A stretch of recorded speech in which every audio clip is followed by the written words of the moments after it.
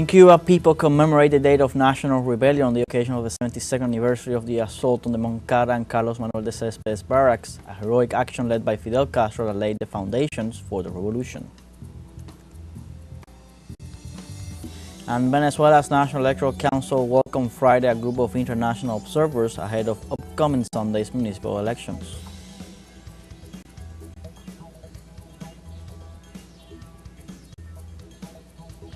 And in Palestine, the Ministry of Health in the Gaza Strip reported that at least 89 Palestinians lost their lives in the last 24 hours as a result of attacks by the Israeli army and the famine that is plaguing the region.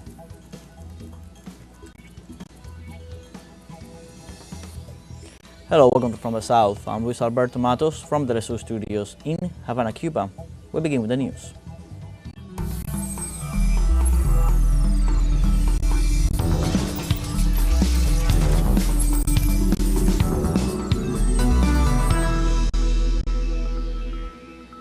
Cuba celebrated National Rebellion Day with a ceremony in the central province of Ciego de Ávila. More than 10,000 people attended. The President Miguel Díaz-Canel and the leader of the Cuban Revolution, Raúl Castro, were in attendance as well.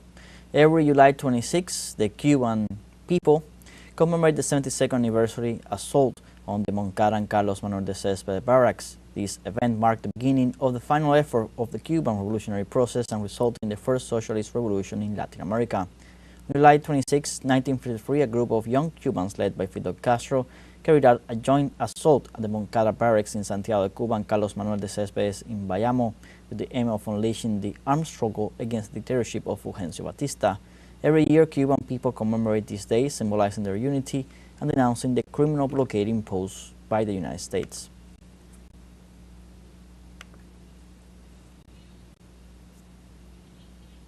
During the ceremony, Cuban Prime Minister Manuel Marrero Cruz reaffirmed Cuba's fidelity to the ideas based on the principles of the revolution. On this day of memory and commitment, we reaffirm our unwavering loyalty to the ideas of Martí, Fidel, and Raúl, a continuity based on the principles of the revolution. And the Cuban Prime Minister also highlighted the stability of Ciego de Ávila province as well as the fulfillment of tasks in the political, economic, and social fields. Ciego de Ávila deserved to be the host city for July 26, given its stability in fulfilling the main tasks in the political, economic, and social fields, to which an effective system of work and coordination between the party, the government, and the people has contributed, where the active participation of the youngest members is notable, expressing and guaranteeing continuity. And in Cuba, with the participation of over 370 friends from 23 countries in Latin America and the Caribbean, Africa, Europe, including the United States, a solidarity meeting to commemorate National Rebellion Day takes place. The meeting was held in Giraldo Córdoba Cardin Multipurpose Hall in Ciego de Ávila, province where the national events for July 26 are held on the occasion of the 72nd anniversary of the attack on the Moncada and Carlos Manuel de Céspedes barracks. During the event, voices were raised against the blockade imposed on the Cuban nation for over 60 years in an arbitrary manner. Cuba demonstrates its political anti-imperialism on the international stage and welcomes young people from the Middle East for their training as medical professionals.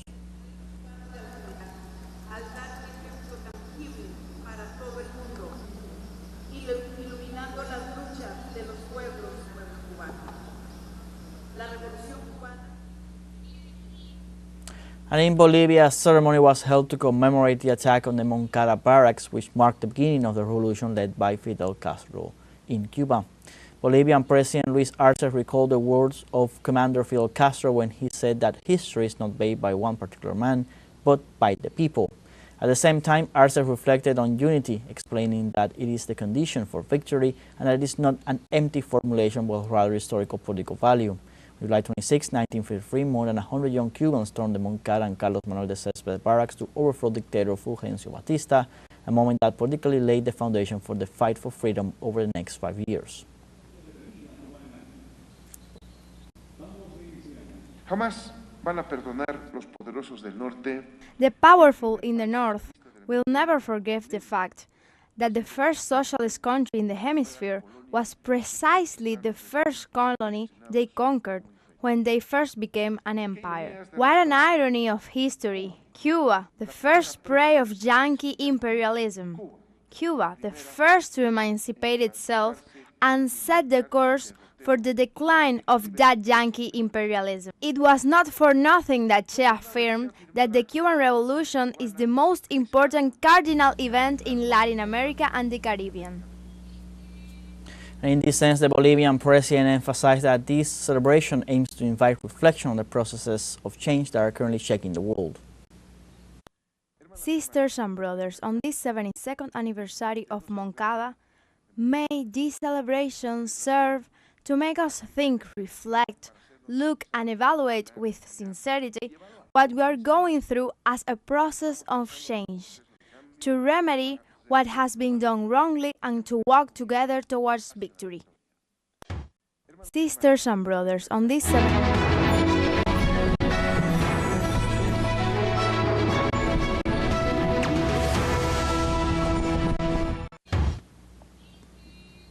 Venezuela's National Electoral Council welcomed Friday a group of international observers ahead of upcoming Sunday's municipal elections. The National Electoral Council's president, Elvis Amoroso, highlighted that the observers are renowned intellectuals and personalities from universities of different parts of the world and stressed that they represent another guarantee for the good results of the upcoming elections. Amoroso also emphasized that they will be exceptional witnesses of how a highly democratic and peace-loving people will once again vote to elect their authorities in defense of their sovereignty and self-determination. We now have our first break coming up. Remember, you can join us on TikTok at teleSUR English, where you'll find news in different formats, news updates, and much more. I'll be right back. Stay with us.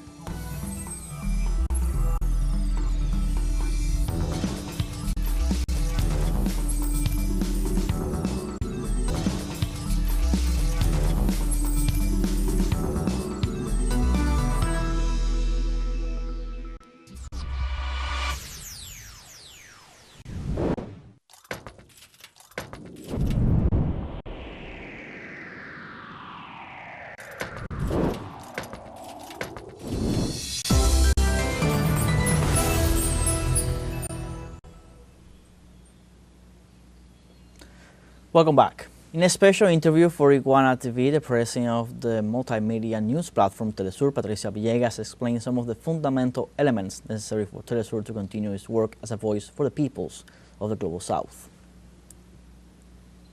teleSUR has not been immune to the economic aggressions against the Bolivarian Revolution, the economic aggressions against the Cuban Revolution, the coup d'etat against Bolivia, of the permanent cession against Nicaragua, which are the countries that sustain us at this moment.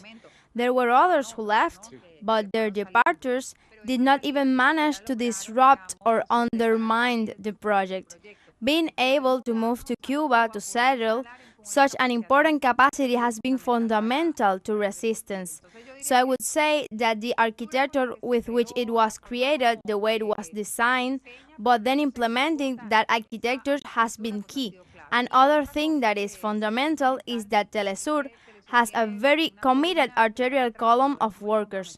We lost a lot of workers during the toughest years of the economic war against Venezuela, like many of the media, institutions, and other areas.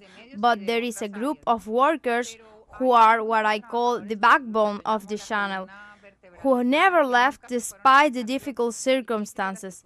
They have made teleSUR more than just a job. It is their life's work, and that has allowed us, even when there have been moments when we have done it better, easier, more difficult, but we have always been there. In turn, the president of teleSUR multi-platform news organization, Patricia Villegas, praised teleSUR's work over the past 2 decades in defending its sovereignty in the field of communication, maintaining the legacy of Commander Hugo Chavez. Commander Chavez arrives with that joy, that energy, and says, okay, one hears teleSUR and it is divine music. It is music to our ears because these ideas that we have cultivated for so long and now they are becoming reality.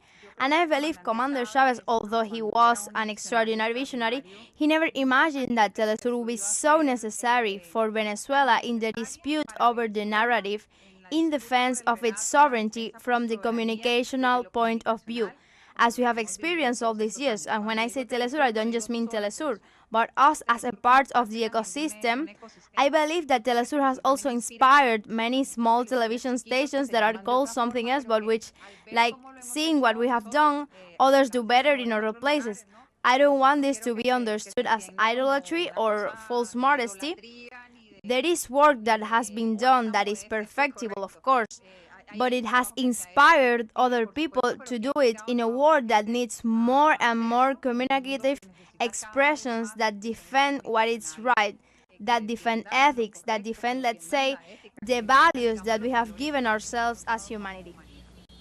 Similarly, the president of the multi-platform telesur recalled some of the threats that this media outlet has faced from extreme right-wing sectors, which has been countered by the close relationship that telesur maintains with the Venezuelan people. There has been pressure, not precisely from that side, but pressure from the Venezuelan right and ultra-right wing.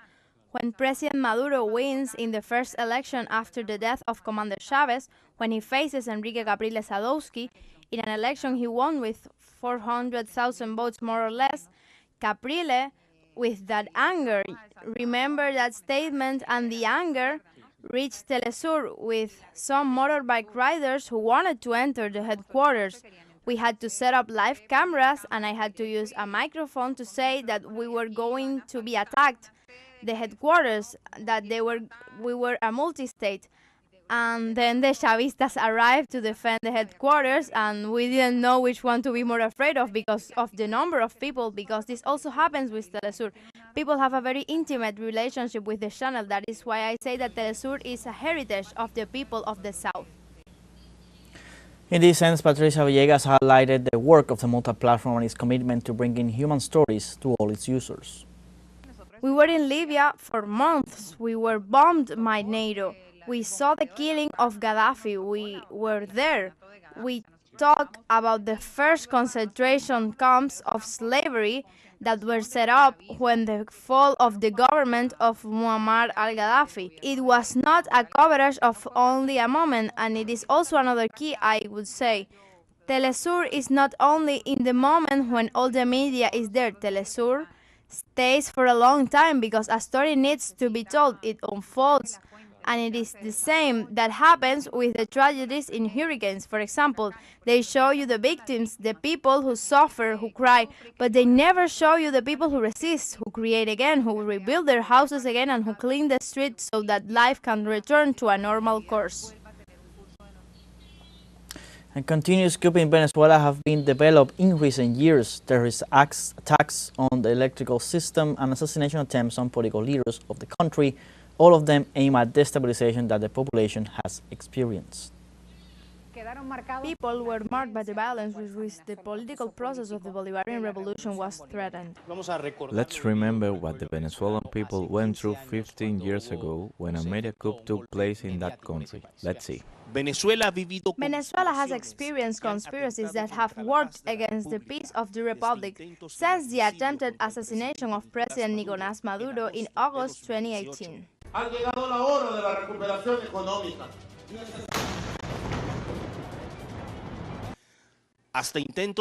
Even invasion attempts, through the failed and neutralized Operation Gideon in 2020, telesur reported all these events to the world. Venezuela has been weathering the storm in all these aspects. And from telesur, we have tried in some way to provide coverage as faithful as possible to what the Venezuelan people from the Civic Military Police Union have been doing to counteract these scenarios. False flag operations, destabilization plans. The more than 1,000 sanctions and coercive measures against Venezuela have been recounted step by our journalistic team. Cuando se generan este tipo de situaciones desestabilizadoras contra... When this type of destabilizing situation is generated against a South American nation, which of course is part of a whole Latin American ideology, it does not cease to be worrying in the first instance as a citizen. Something is happening. A nation that has also traced a path of independence, that its own population is trying to resist the blockade maintained by the United States.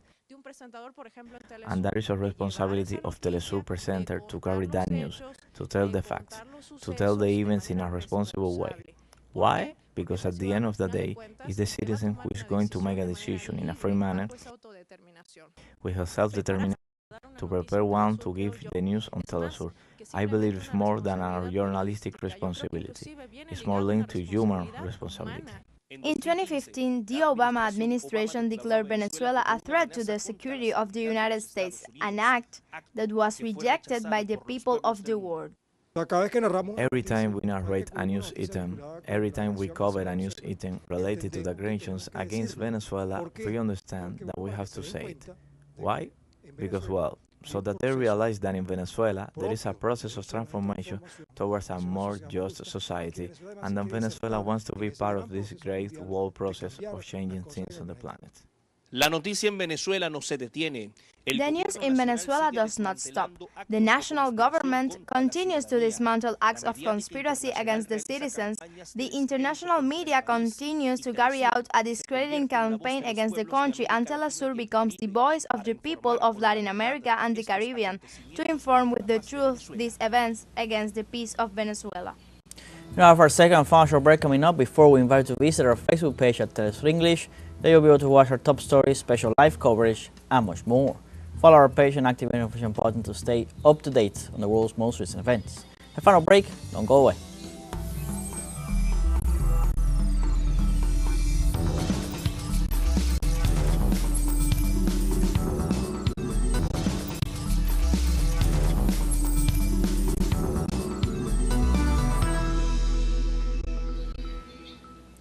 Welcome back. Brazil's largest agricultural export to the United States is coffee. Nevertheless, there are reasons to believe that the tariff threatened by the Trump administration won't damage the industry as much as U.S. citizens think it will.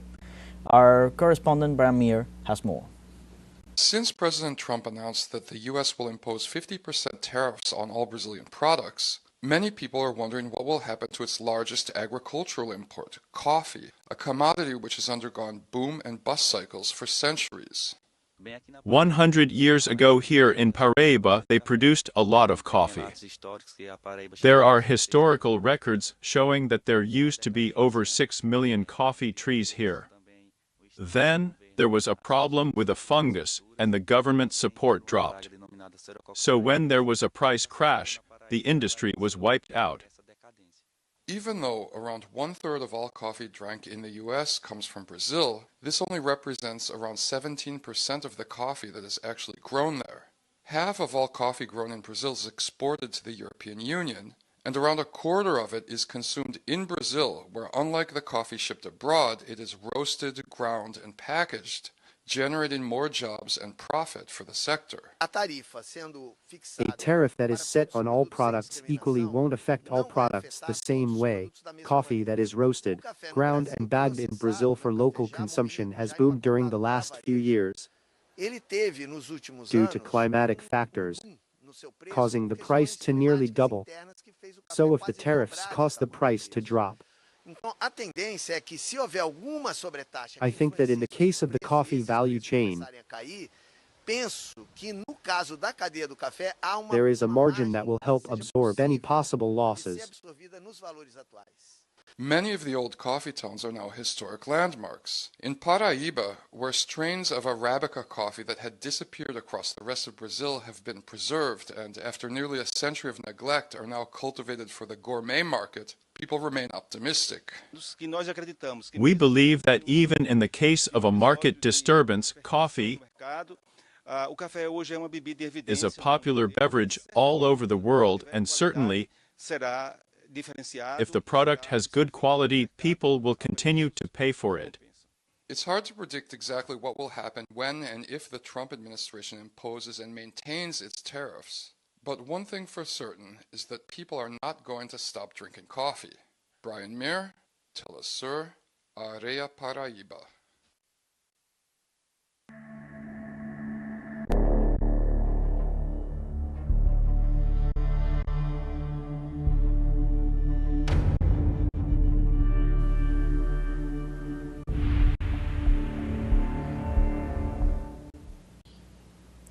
In Palestine, the Ministry of Health in the Gaza Strip reported that in the last 24 hours, at least 89 Palestinians have lost their lives as a result of the Israeli army's attacks and the famine that is plaguing the region. According to the health authority, among the dead are 9 people who were looking for food and water, and with 45 others who were injured. The Gaza Government Information Office reported that nearly 122 deaths from starvation and malnutrition are the direct result of the blockade imposed by Israel, which has harmed the lives of many women, children, and elderly people. The Zionist army was condemned for attacking citizens in the West Gaza City while they were receiving a truckload of flour, killing 4 and injuring several.